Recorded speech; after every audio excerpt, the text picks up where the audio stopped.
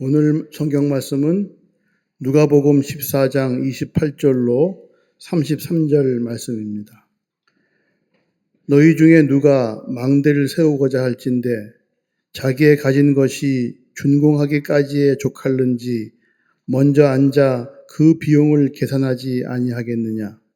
그렇게 아니하여 그 기초만 쌓고 능히 이루지 못하면 보는 자가 다 비웃어 이르되 이 사람이 공사를 시작하고 능히 이루지 못하였다 하리라. 또 어떤 임금이 다른 임금과 싸우러 갈 때에 먼저 앉아 1만 명으로서 저 2만 명을 거느리고 오는 자를 대적할 수 있을까 헤아리지 아니하겠느냐.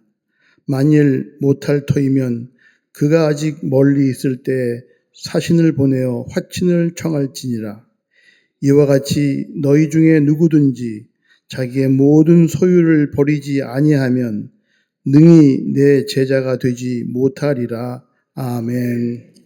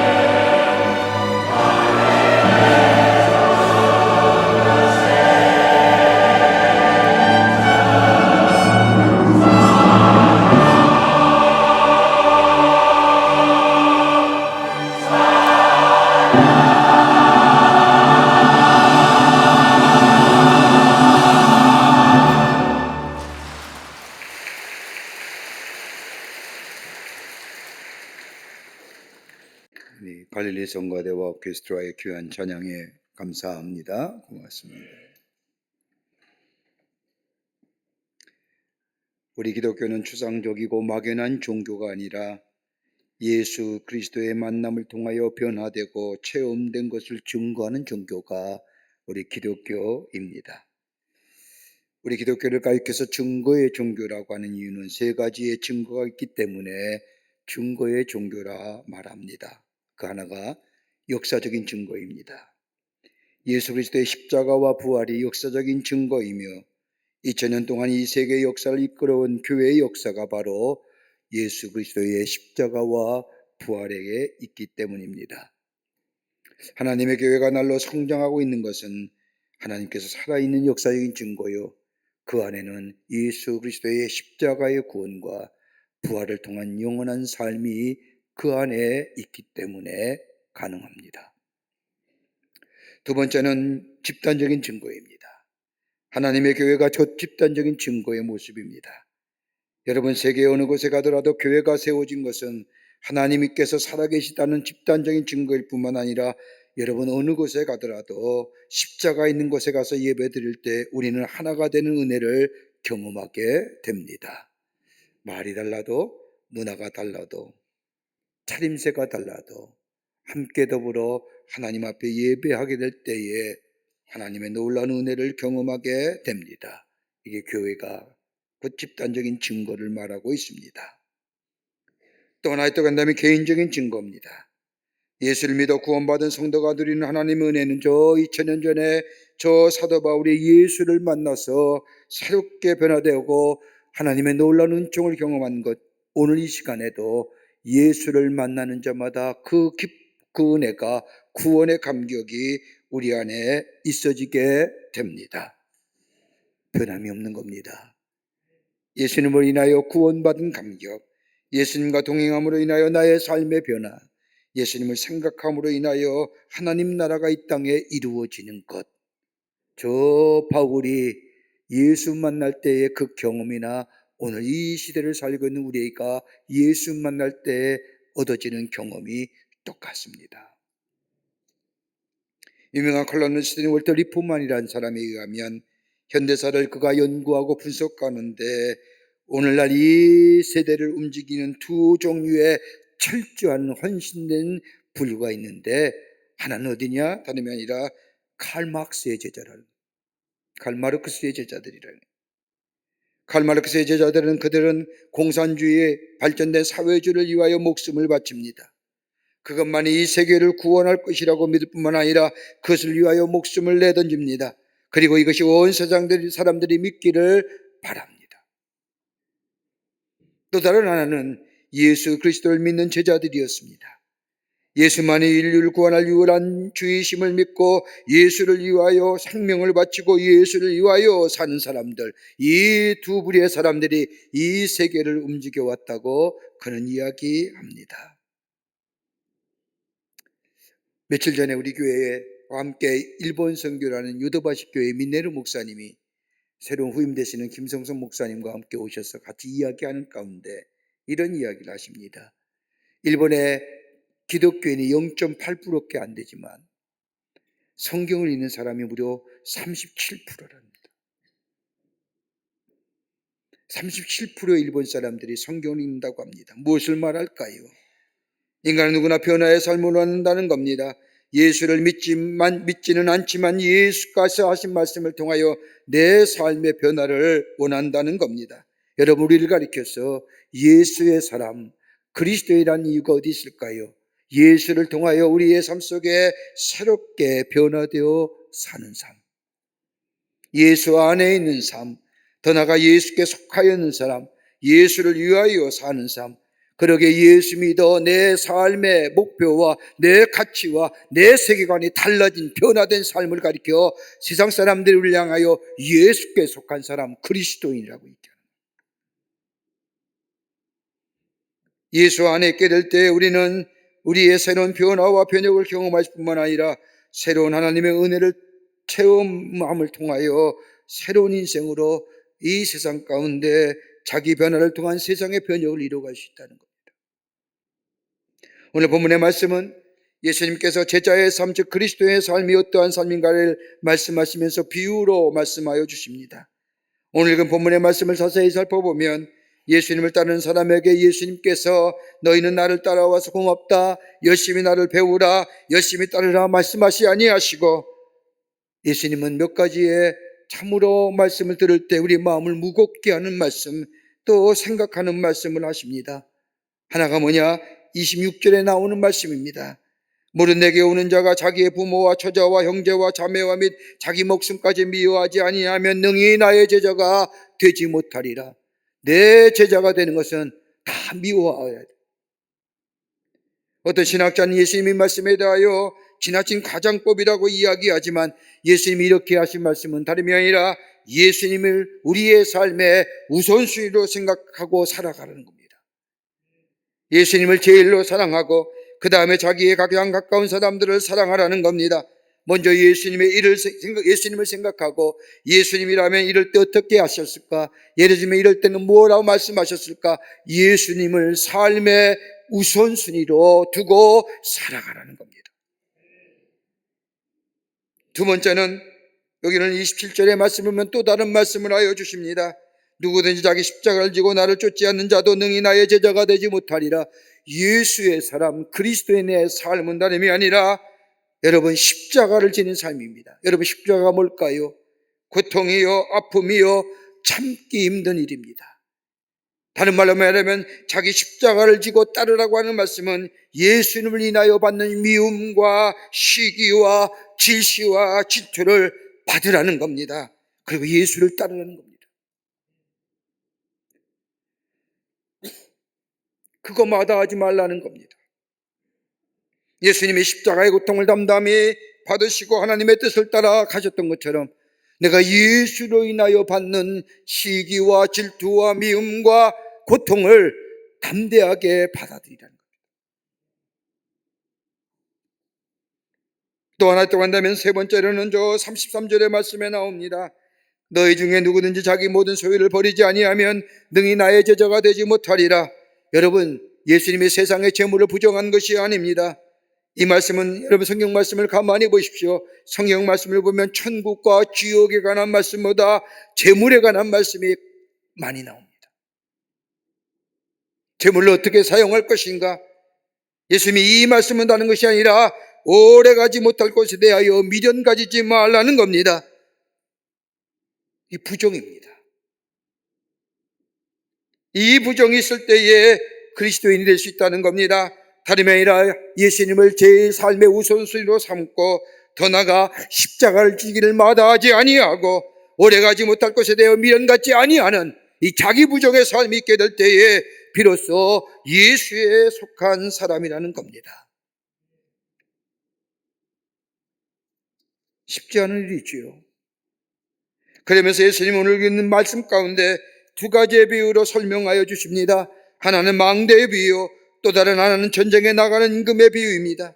이 비유가 말씀하는 것을 자세히 읽어보면 만약 망대를 세우고자 하는 사람이 있다면 먼저 거기에 필요한 예산을 생각해야 하지 않겠느냐? 그리고 자기의 가진 것으로 그 일이 가능한 길을 가늠해보지 해야 되지 않겠느냐?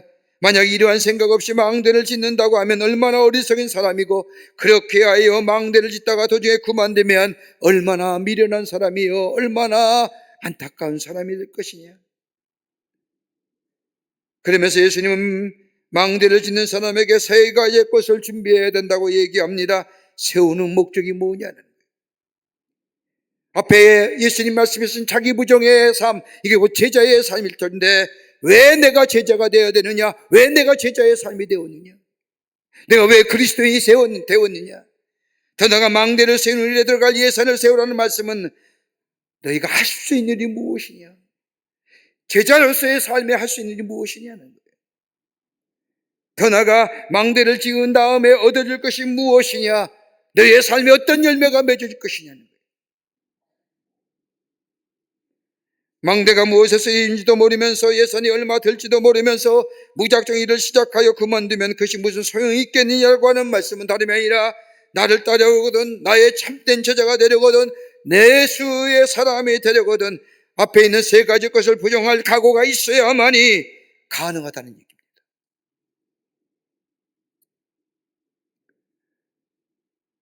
하나님의 부르심 받은 우리의 삶 가운데 참된 그리스도의 삶을 살아가는 길이 어디 있을까요?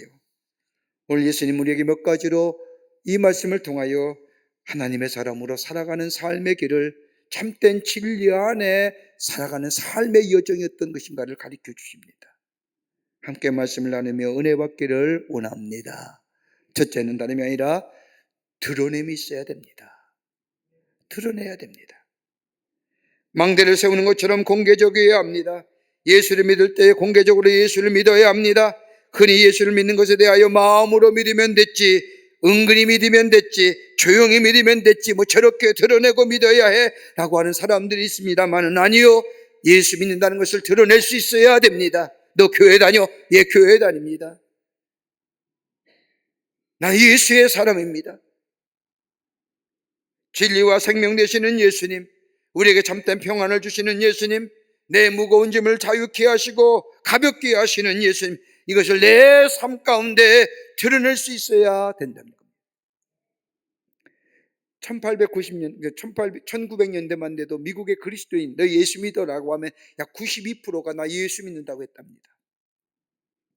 근데 지금은 한 30년이 넘게 지난, 35년이 지난 지금의 약 65%가 미국 국민 가운데 예수를 믿는다는 겁니다.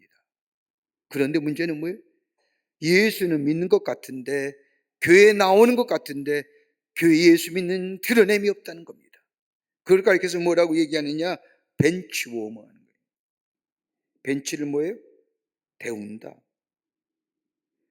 예배당의 좌석을 따뜻하게 데우고 가는 거예요.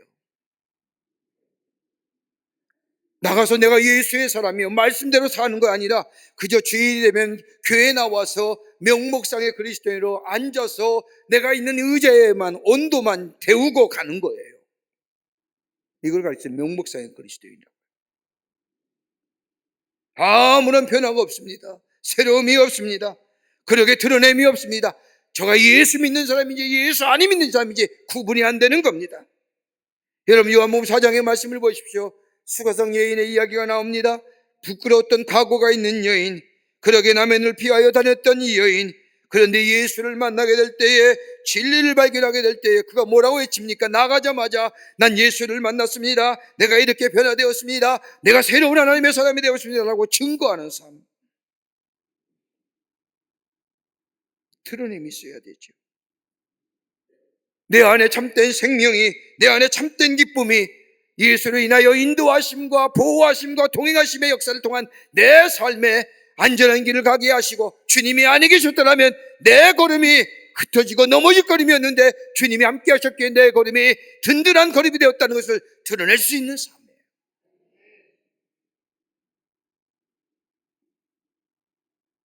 여러분, 왜 드러내길 꺼려할까요? 다름이 아니라 변화 없기 때문입니다. 새로운 믿음의 경험이 없기 때문입니다. 여러분, 예수를 믿은 지 5년이 됐고 10년이 되어도 아무런 감동과 감격이 없는 것, 다름이 아닌 무엇 때문일까요? 아마도 이런 것이 아닐까요? 과거의 경험만을 가지고 만족하기 때문입니다. 옛날에 받았던 감격을 붙잡고 사는 사람에게는 새로운 감격이 없습니다. 여러분, 새로운 감격이, 새로운 감동이 내게 있어야 다른 사람에게 증거하지 않습니까? 나 이거 만났어, 나 이거 경험했어 라고 하는 거예요.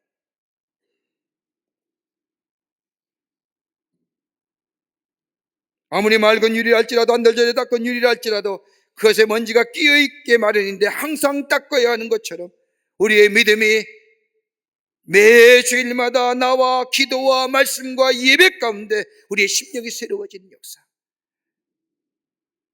여기에 내가 뭐요? 예수의 삶을 드러낼 수 있어요. 또 하나, 또 내 믿음대로 살지 못하기 때문에 새로운 감격이 없습니다. 삶으로 살아내지 않는 믿음이기에, 행함이 없기에, 믿는 것을 모험적으로 행하지 아니하기에, 말씀을 믿고 그 말씀대로 내 안에 모험적으로 행하게 될 때 거기에 감격의 역사가 있고 새로움의 역사가 있어 다른 사람에게 증거할 때인데, 여러분, 포스트 모더니즘에 갖는 특징 가운데 하나가 뭘까요? 경험입니다.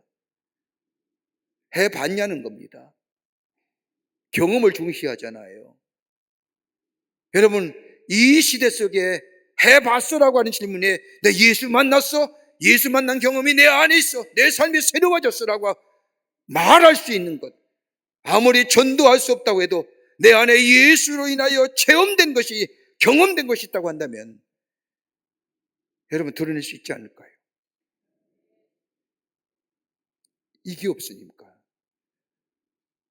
말 못하는 거예요. 또 하나 또 한다면 하나님 믿는다고 하면서도 아직도 하나님이 내 삶의 중심이 되는 것이 아니라 아직도 여전히 세상의 가치와 세상의 것이 내 안에 중심이 되기 때문에, 그러니까요 삶의 가치가 똑같은 거예요. 예수는 믿긴 믿기 때 다분히 뭐예요? 돈, 명예, 지위지향적. 하나님을 높이는 일보다, 예수를 높이는 일보다 돈이 내 삶의 가치고 명예와 지위가 내 삶의 가치가 되는 거예요.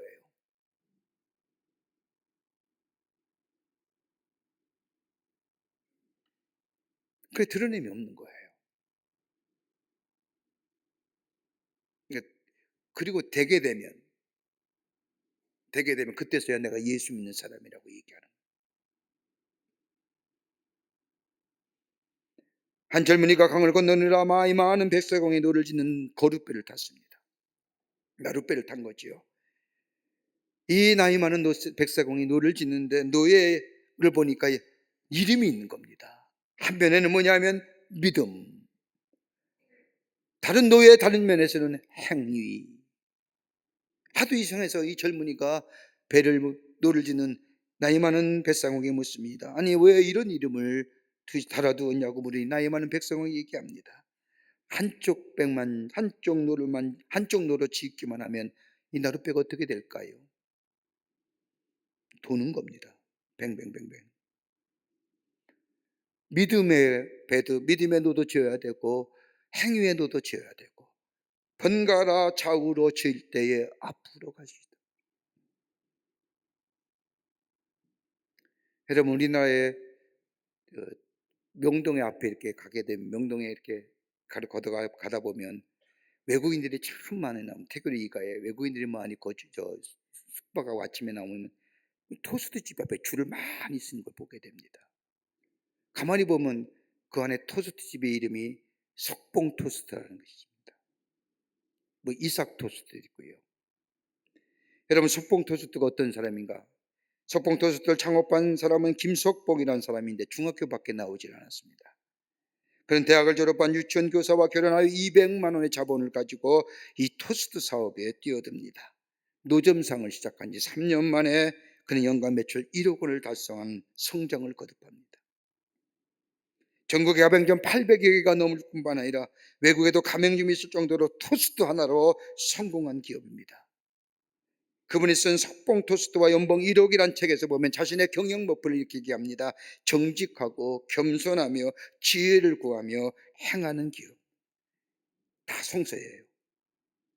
정직하게, 그리고 겸손하게 지혜를 구하며 행하는 기업. 그러면서 이 석봉 토스트를 파는 가게에는 원칙이 있다는 겁니다. 하나는 뭐냐? 첫 손님에게 반 수익은 무조건 선교헌금으로 드린다는 겁니다.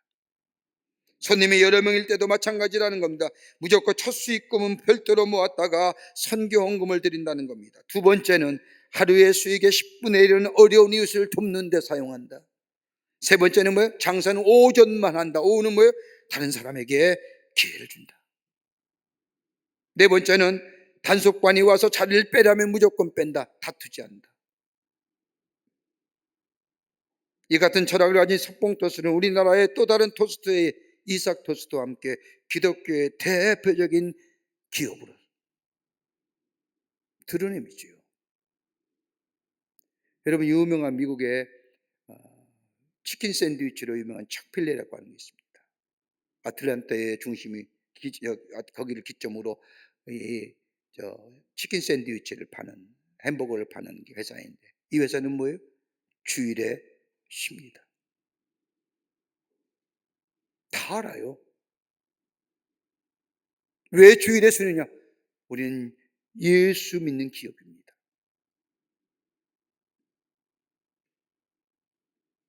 드러낼 수 있어야 되지 않겠습니까? 내 안에 구원의 감격이 있습니다. 내 영생이 있습니다. 오늘 이 땅에 사는 날 주님이 나와 함께 동행해 주십니다. 인도해 주십니다. 이런 믿음의 고백이 내 안에 있다고 한다면, 그 믿음으로 살아가는 삶이 내 안에 있다고 한다면 드러내야지요. 난 예수의 사람입니다. 예수와 함께 삽니다 라고 합니다. 두 번째는 온전한 헌신이 있어야 한다는 겁니다. 망대를 짓다가 실패한 원인은 다른 것에 있는 것이 아니라 거기에 대하여 온전한 헌신이 없기 때문입니다. 기초만 공사하고 건축이 중단된 것은 건축자의 건축 정신이 그 건축에 전력을 쏟지 않았기 때문입니다. 무엇을 하다가 중단된 것은 그것에 대한 전력 투구가 없었기 때문입니다. 여러분, 성공적 인생을 살아간 사람들의 공통점이 뭐냐? 하나는 전력 투구했다는 겁니다. 혼신의 힘을 다 쏟았다는 겁니다. 자신의 분야에 최선의 노력을 다했다는 겁니다. 견눈질 안 했습니다. 시작은 느리고 시작은 다른 사람에게 웃음거리가 된지 모르지만 그 자리에 자신의 것에 전력 투구하여 끝내 그 길을 갖췄을 때는 그는 성공한 인생입니다. 여러분, 선택은 두 번에 이루어진다고 말하지 않습니까? 하나는 뭐냐? 첫 번째 선택은 마음으로 결정하는 겁니다. 마음으로 결정해요. 두 번째 선택은 어떤 거예요? 행위로 결정하는 거예요. 마음으로 결정한 것고 되는 거 아닙니다. 행위가 이루어져야 됩니다. 여러분, 마음으로 결정하는 것은 기능이 발휘되지 않습니다. 그러나 내가 몸으로 결정하는 행위로 결정할 때 거기에 기능이 발휘되는 겁니다. 많은 경우 우리 마음으로 결정하고도 첫 번째 선택은 하고서도 두 번째 관문에 미치지 못하는 경우가 많이 있지요. 여기는 열매가 없는 겁니다. 기능이 발휘되지 않습니다. 방황하게 됩니다. 머뭇거리게 됩니다. 내가 예수를 믿기로 작정하며 예수의 사람이 되었다고 하면 철저히 믿어야 됩니다. 무엇을 바라거나 무엇을 기대해서 믿는 것이 아니라 온전한 진리에 거하는 삶, 거기에 내 마음으로 선택했다면 내 몸이 따라주는 거기에 있을 때에 거기에 역사가 일어나며 열매가 맺어지게 됩니다. 1988년 7월 3일 영국의 스코틀랜드의 저 북쪽 해전에 석유 추진선에 화재가 났습니다. 그 화재로 인해 몇 명이 죽었느냐? 무려 168명이 다 죽고 딱 한 사람만 살아납니다. 그 사람의 이름이 누구냐? 앤디 모간입니다. 앤디 모간은 밤에 요란하게 울려대는 화재 경보에 소리 잠이 깨어서 갑판에 올라가니 그의 눈앞에는 유조선이 불타고 있었습니다. 바다에는 기름이 유출되어 불바다가 되어버린 겁니다. 앤디 모간은 순간에 배에 머물지 아니면 바다에 뛰어들지 결단할 시간입니다. 배는 불타지요. 바다를 보니 불바다지요. 그러다가 이 불타는 갑판에서 모간은 불바다로 뛰어들어갑니다. 죽음을 앉아서 기다리는 것이 아니라 죽음을 향하여 돌진한 겁니다. 확실히 죽음이 기다리는 갑판이 아니라 죽을지도 모르는 저 불바다를 향해 뛰어들어간 겁니다. 그 바다에 뛰어들어간 죽음을 향해 뛰어들어간 모간, 그가 수영하기 위해 팔을 내저질 때에 불이 양쪽으로 갈라지며 길을 내주더는 겁니다. 그래서 그만 살았습니다. 그가 살아난 것은 지금까지 나를 지켜줄 것이라고 생각했던 배를 과감하게 버렸기 때문입니다. 배 안에서 사투를 벌였던 사람은 다 배가 폭발한 바람에 168명이 다 죽고 맙니다. 익숙한 것을 결별하는 이 모험이 그로 하여금 뭐요? 생명의 길을 열어줍니다.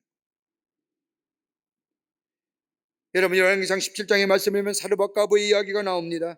기근이 들어서 사르밧가브는 가루 한 움큼과 기름 한 병 이것을 가지고 떡을 만들어 먹고 죽으려 할 때에 엘리야가 와서 그것을 가지고 떡을 만들어 자기에게 달라는 이야기를 듣고 떡을 만들어 엘리야에게 주게 될 때 어떤 축복이에요? 쉽지 않은 일이죠. 이거 먹고 죽으려고 하는데 그것을 달라는 겁니다. 근데 이 사르밧가브가 믿음으로 결단하고 행함으로 있을 때 어떤 축복이요? 떡반죽거리 떡이 마르지 아니하고 기름병의 기름이 마르지 않는 축복. 벤처예요. 그 믿음은 뭐예요? 벤처. 모험이에요. 한 번도 하지 못한 일을 말씀에 믿고 모험하는 거예요. 거기에 역사가 일어나는 거예요.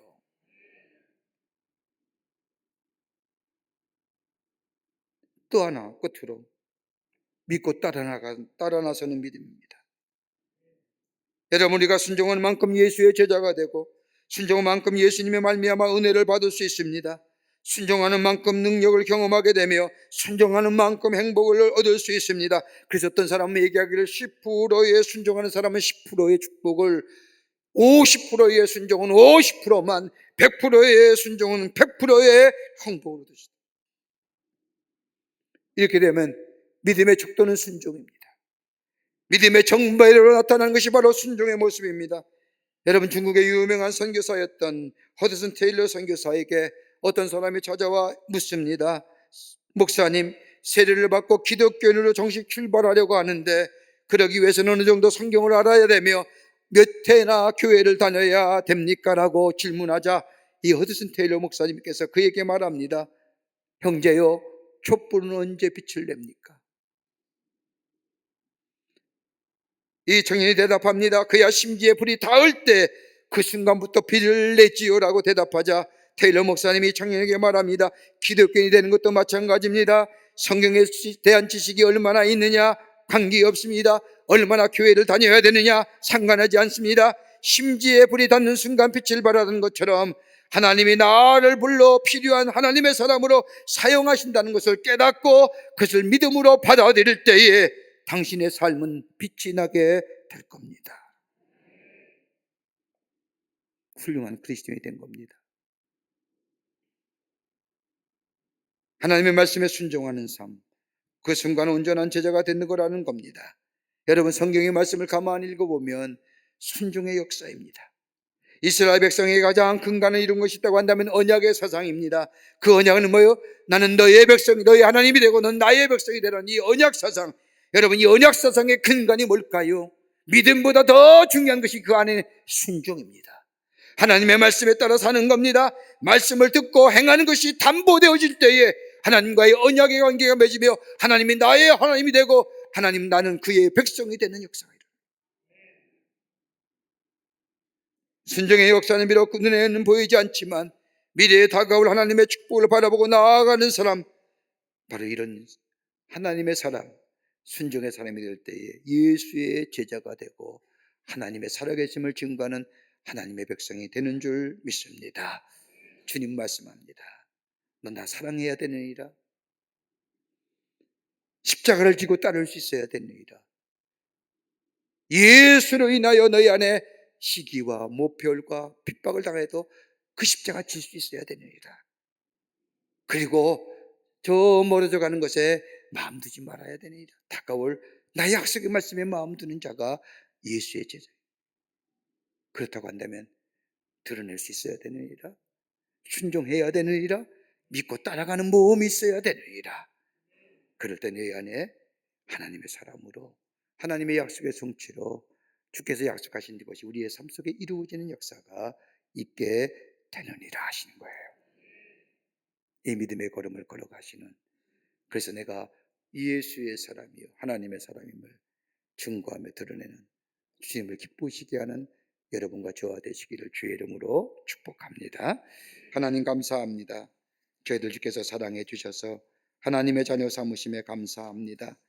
주의 놀라운 은혜, 그 사랑, 내 안에 넘쳐나 나를 새롭게 하신 그 구원의 감격 증거하며 드러내게 하시고 말씀에 순종하며 날아가게 하여 주시며 믿고 결단하는 저희가 되게 하여 주셔서 하나님의 놀라운 위대한 역사를 우리의 삶 가운데 써내려갈 뿐만 아니라 증거하며 전하는 저희가 되게 하여 주시옵소서.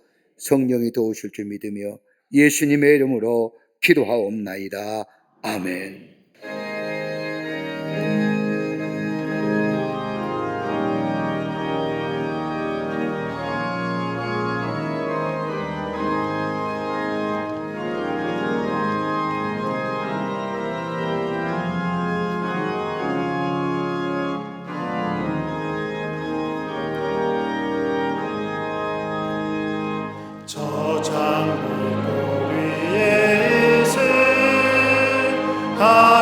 맺혀 있는 그때에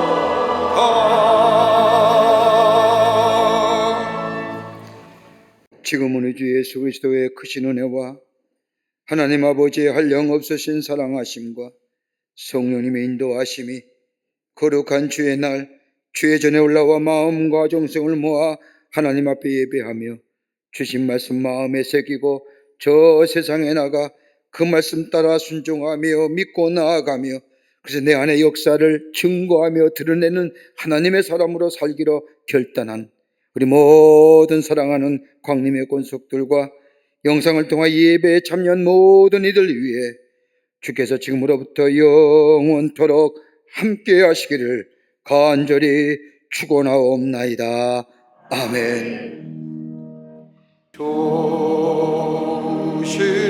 하나님, 좋으신